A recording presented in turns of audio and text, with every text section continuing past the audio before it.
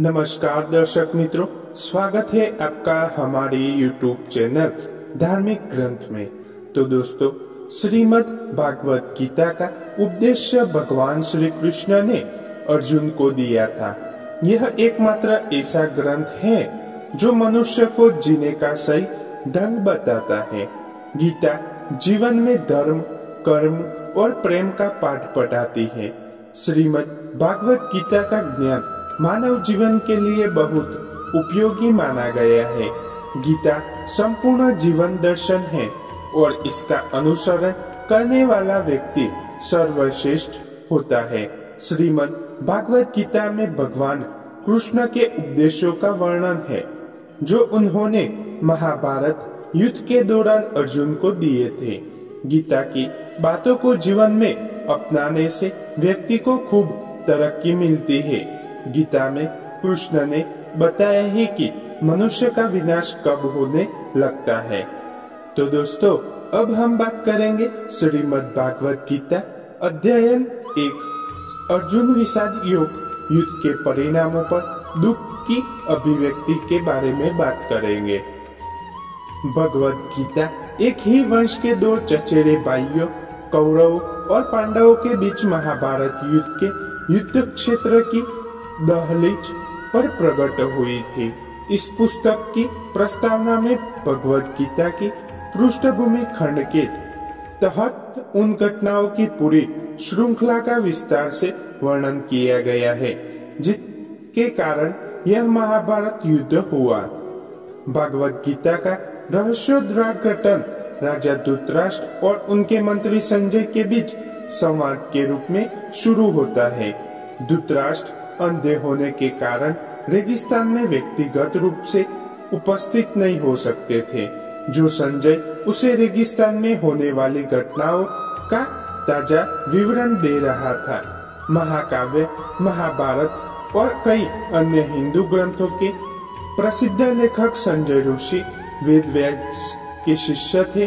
वेदव्यास जी ऐसी रहस्यमय शक्तियों से संपन्न थे कि वे सुदूर स्थानों में होने वाली घटनाओं को सीधे देख पाते थे। अपने गुरु की कृपा से संजय को दिव्य दृष्टि की रहस्यमय शक्ति भी प्राप्त हो गई। इस प्रकार वह दूसरे से युद्ध के मैदान में होने वाले सभी घटनाओं को देख सकता था और धृतराष्ट्र को एक दृश्य रिपोर्ट पेश कर सकता था, भले ही वही शाही महल में था। धृतराष्ट्र बोले, हे संजय पांडु पुत्र और मैं जो कुरुक्षेत्र की पवित्र भूमि पर युद्ध करने की इच्छा से एकत्र हुए थे, ने क्या किया? संजय बोले, पांडु पुत्रों की व्यूह रचना देखकर राजा दुर्योधन अपने गुरु के पास गए और उनसे ये प्रतिज्ञा की। दुर्योधन बोला, पूज्य आचार्य, आपके प्रतीक्षित बुद्धिमान शिष्य द्रुपद के पुत्र पांडु पुत्रों की विशाल सेना को देखिए, जो युद्ध के लिए कुशलता पूर्वक रणनीति बना रही है। पांडवों की इस सेना में भीम और अर्जुन, महारथी युधान, विराट और द्रुपद जैसे कई शक्तिशाली धनुर्धर हैं। उनके साथ धूर्तकेतु, चिकितान, काशी के शक्तिशाली राजा पुरीजिता, कुंती भोज और शव्य सभी महान योद्धा हैं। उनकी सेना में शक्तिशाली युद्धामन्यु, महादुर, उत्तमौजा, सुभद्रा और द्रौपदी के पुत्र भी शामिल हैं, जो सभी निश्चित रूप से शक्तिशाली योद्धा हैं। हे द्विश्रेष्ठ, हमारी सेना के उन वीरों के बारे में भी सुनिए जो हमारी सेना के प्रबंध में विशेष रूप से कुशल है। अब मैं आपके इसके बारे में विस्तार से बना रहा हूँ। इस सेना में आप भीष्म, कर्ण, कृपाचार्य, अक्षात्मा, विकर्ण तथा सोमदत्त के पुत्र भूरिश्रवा जैसे महापुरुष हैं, जो युद्ध में सदैव विजित होते हैं। हमारी सेना में और भी कई महान योद्धा है जो मेरे लिए अपनी जान देने को तैयार है। वे मार्शल आर्ट के कुशल है और विभिन्न प्रकार के हथियार से सुसज्जित हैं। हमारी सैन्य शक्ति असमिति है और हम सभी पितामह भीष्म के नेतृत्व में पूरी तरह सुरक्षित हैं, जबकि पांडवों की सैन्य शक्ति भीम के नेतृत्व से सावधानी पूर्वक सुरक्षित होने के बावजूद सीमित है। इसलिए मेरा सभी योद्धाओं से अनुरोध है कि आप सभी अपने अपने अग्रिम मोर्चे पर मजबूत से तैनात रहे और पितामह भीष्म की पूरी सहायता करें। तत्कालीन कुरु वंश के महान वृद्ध भीष्म पितामह ने अपना शंख बजाया, जिसकी ध्वनि शेर की दहाड़ जैसी थी, और उन्होंने जोर से शंख बजाया, जिससे दुर्योधन बहुत खुश हुआ। तुरंत शंख, ढोल, तुरही और तुरही के एक साथ बजने लगे, जिनकी संयुक्त ध्वनि अत्यंत तीव्र थी। सफेद घोड़ा वाले भव्य रथ पर बैठे भगवान कृष्ण और अर्जुन ने तत्कालीन पांडवों की सेना के बीच अपने अपने दिव्य शंख बजाए। भगवान ऋषिकेश ने पांचजन्य नामक शंख बजाया, अर्जुन ने देवदत्त शंख बजाया और अवलोकी कर्ता भीम ने अपना विशलपौंड नामक शंख बजाया। हे राजन, युधिष्ठिर ने अतंत विजय नामक शंख बजाया, जब नकुल और सहदेव ने सुघोष और मणिक पुष्पम नामक शंख बजाए। महान धनुर्धर काशीराज, महान योद्धा शिखंडी, धृष्टद्युम्न, विराट, अपराजित, सात्विक, ध्रुव, द्रौपदी के पुत्र और अन्य जैसे अभिमन्यु, महाबाहु, सुभद्रा के पुत्र आदि सभी अपने शंख बजाए। हे धृतराष्ट्र, आकाश और पृथ्वी पर गूंजती शंखों की विभिन्न दिव्य ध्वनियों से आपके पुत्रों को हृदय विदीर्ण हो गए। उस समय पांडु पुत्र अर्जुन हनुमान के प्रतीक चिन्ह वाले ध्वज वाले रथ पर सवार होकर अपना धनुष्य उठाया और तीर लगाने के लिए तैयार हुए। हे राजन, अपने पुत्रों को अपने विरुद्ध खड़ा देखकर अर्जुन ने श्री कृष्ण से निम्नलिखित वादे किए। अर्जुन ने कहा, हे अभिजित, कृपया मेरे रथ को दोनों सेनाओं के बीच खड़ा कर दे, जिससे मैं युद्ध में के लिए उपस्थित उन योद्धाओं को देख सकूं, जिनके साथ मुझे इस महान युद्ध में युद्ध करना है। मैं यहाँ उन लोगों को देखने की इच्छा रखता हूँ, जो धृतराष्ट्र के दूत चित पुत्र को प्रसन्न करने के लिए युद्ध करने आए हैं। संजय बोले, हे भरत, धृतराष्ट्र निंद्रा को जीतने वाले अर्जुन द्वारा इस प्रकार संबोधित किए जाने पर श्री कृष्ण ने उस भव्य रथ को लेकर दोनों सेनाओं के बीच खड़ा कर दिया। भीष्म, द्रोण तथा अन्य सभी राजाओं की उपस्थित में श्री कृष्ण ने कहा, हे पार्थ, इस सभी कौरवों को यहाँ एकत्रित करो। दोनों पक्षों की सेनाओं के बीच में खड़े होकर अर्जुन ने अपने चाचा, दादा, आचार्य, मामा, भाई, चचेरे भाई, पुत्र, भतीजे, प्रोप्रपद, मित्र, ससुर, शुभचिंतकों को देखा। कुंती पुत्र अर्जुन वहां उपस्थित अपने समस्त संबंधियों को देखकर करुणा से अभिभूत हो गए और बड़े दुख से ये वचन बोले।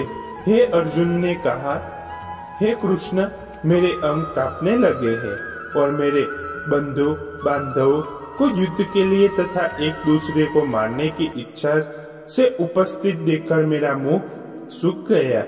मेरा सारा शरीर कांप उठता है, मेरे रोकड़े खड़े हो गए हैं, मेरा धनुष गांडीव मेरे हाथ से छूट रहा है और मेरी पूरी त्वचा जल रही है। मेरा मन अनिश्चितता और भ्रम के बवंडर में फंस गया। मैं अपने आप को बहुत स्थिर नहीं रख सकता। हे कृष्ण, किसी दैत्य का नाश करने वाले मुझे अमंगल के ही लक्षण दिखाई देते हैं। अपने ही स्वजनों को मारकर मुझे दूर दूर तक कोई कल्याण नजर नहीं आता। हे कृष्ण, मुझे विजय, राज्य या इस प्रकार प्राप्त सुख की इच्छा नहीं करता। राज्य, सुख या जीवन भी किस काम का, जब वही लोग जिनके लिए हम लालायित थे हमारे सामने युद्ध में के लिए खड़े हैं। गुरु, पिता, पुत्र, दादा, मामा, पौत्र, ससुर, भतीजे, साले तथा अन्य सगे संबंधी यहाँ उपस्थित हैं तथा अपने प्राण और धन की बाजी लगा रहे हैं। हे मधुसूदन, मैं उनका वध नहीं करना चाहता, भले ही वे मुझे पर आक्रमण करें। यदि हम धृतराष्ट्र के पुत्रों का वध कर देंगे तो हमें तीनों लोगों पर राज्य करने से क्या संतुष्टि मिलेगी? इस पृथ्वी की तो बात ही क्या। हे समस्त जीवों के पालनहार, धृतराष्ट्र के पुत्रों को मारकर हमें क्या सुख मिलेगा? भले ही वे आततायी हो, लेकिन उन्हें मारने से हमें पाप अवश्य लगेगा। इसलिए हमें अपने चचेरे भाइयों धृतराष्ट्र के पुत्रों और मित्रों को मारना उचित नहीं है। हे माधव कृष्ण, हम अपने ही सगे संबंधियों को मारकर सुख की आशा कैसे कर सकते हैं? उनके विचार लोभ से अभिभूत है और उन्हें अपने सगे संबंधियों का नाश करने या मित्रों के साथ विश्वासघात करने से कोई बुराई नहीं दिखती।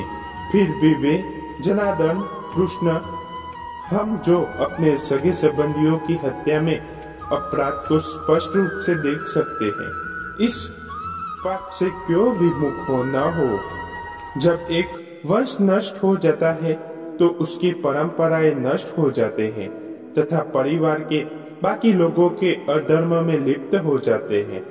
हे कृष्ण, दुराचार की अधिकता से कुल की स्त्रियां दुराचारी हो जाती है और हे वृष्णवंशी स्त्रियों के दुराचार से अवांछित संतान उत्पन्न होती है। अनचाहे बच्चों की संख्या बढ़ने से परिवार और परिवार को नष्ट करने वाले दोनों के लिए नारकीय जीवन का परिणाम होता है। यज्ञोपवीत से वंचित होने पर ऐसे भ्रष्ट परिवार के पूर्वज भी गिर जाते हैं। जो लोग कुल परंपराओं को नष्ट करने से अवांछित संतान को जन्म देते हैं, उनके बुरे कर्मों के कारण उनके सामाजिक एवं पारिवारिक कल्याण गतिविधियां पर नष्ट हो जाती है। हे जनार्दन कृष्ण, मैं विद्वानों से सुना है कि जो लोग कुल परंपराओं को नष्ट करते हैं, वे अनिश्चित काल तक नरक में वास करते हैं। हाय, यह कितनी अजीब बात है कि हम इस महापाप को करने का मन बना लिया है, जिसके परिणाम भयंकर होंगे। राजश्री सुख की लालसा से प्रेरित होकर हम अपने ही सगे संबंधियों को मार से आमाद है। इसके तो इच्छा होगा कि धृतराष्ट्र के पुत्र शस्त्र लेकर युद्ध भूमि पे निहस्ते और प्रतिरोधी मूर को मार डाले। संजय ने कहा। ऐसा कहकर अर्जुन ने अपना धनुष्य बाण एक ओर रख दिया और वह अपने रथ के आसन पर बैठ गया। उसका मन व्यथित और शोक से अभिभूत हो गया। तो दोस्तों, श्रीमद् भागवत गीता अध्याय 2 देखने के लिए हमारे YouTube चैनल को सब्सक्राइब करें और बेल आइकन जरूर दबाएं। राधे राधे, जय श्री राम।